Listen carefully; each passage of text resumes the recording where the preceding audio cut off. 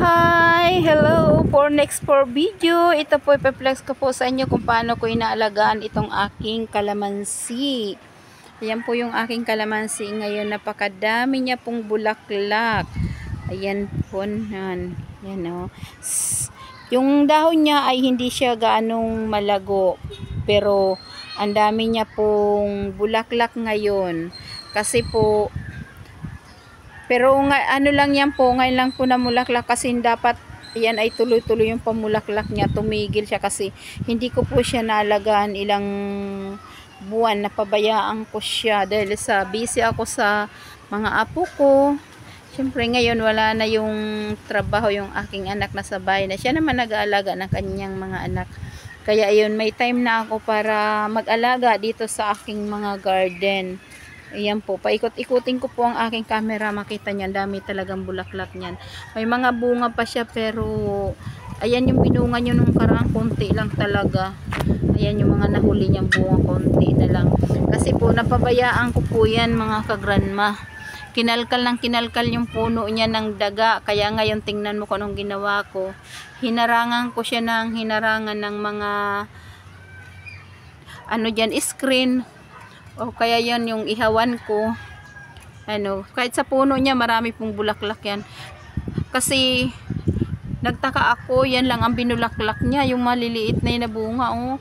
Kasi napabayaan ko nga siya, hindi ko siya naasikaso. Kaya tinaniman ko na naman siya ng fertilizer. Ang fertilizer kasi pong ginagamit ko dyan ay balat ng patatas.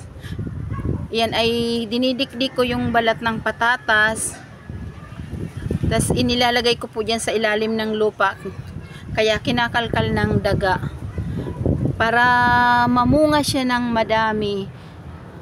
At mamulaklak siya ng madami. Kaya yan. 3 weeks ko yan ginawa. Ngayon nakita ko ang resulta. Yan na naman. Ang dami niya na namang bulaklak. Ganyan lang po mga kasis. Pag nag-alaga kayo ng markot ng kalamansi. Ganyan po ang gagawin nyo. Wala pong fertilizer yan, kundi balat lang po ng patatas ang ginagamit ko dyan sa ano, pang pabulaklak. Kasi yung balat po ng patatas is mataas po ang potassium. Yan po pa talaga pag manamumunga. Kailangan yun ang gawin yung pang fertilizer. Wala pa akong ginagamit na fertilizer dito sa mga garden ko.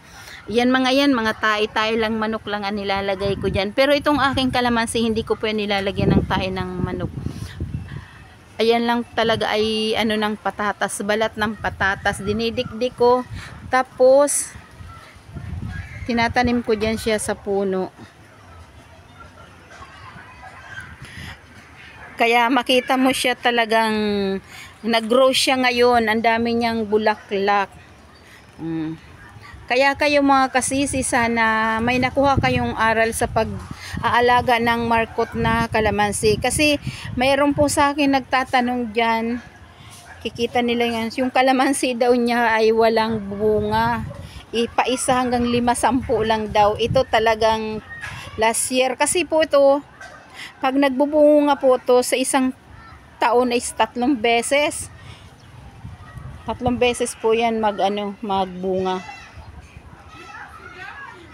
Kaya ganyan po ang gawin nyo. Taniman nyo lang po siya ng balat ng patatas. Ayan lang po. Thank you for watching. Maraming salamat sa panonood ng aking video. At syempre yung aking Grandma Rose sa aking YouTube channel. Dahil kasi simula pa lang ng aking mga upload doon.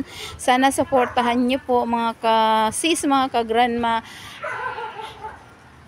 Ayan lang po. Thank you for watching. God bless. Bye-bye.